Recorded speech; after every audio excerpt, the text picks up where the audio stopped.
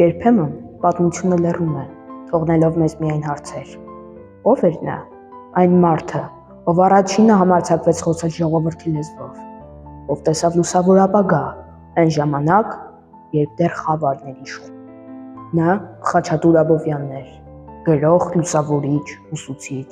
ով ծնվեց 1809 թվականին Քանաքեռում և իր կյանքի գործը նվիրեց մեկ նպատակի՝ արթնացնել ազգին։ Նրա «Վերք Հայաստանի» վեպը դարձավ ազգային ինքնագիտակցության կանթեղ։ Աբովյանը միայն գրող և մանկավարժ չէր, նա նաև ժողովրդի ուսուցիչ էր։ Նա խոսում էր գյուղացու լեզվով, ապրում նրա ցավերով և հավատում էր, որ կրթությունը կարող է փրկել ողջ ազգին։ Աբովյանի պատգամը շարունակում է հնչել մեր դասարաններում։ Այսօր էլ ուսուցիչները մեր կողքին են, մեզ սովորեցնելով ոչ միայն դասագրքի էջերը, այլև կյանքը։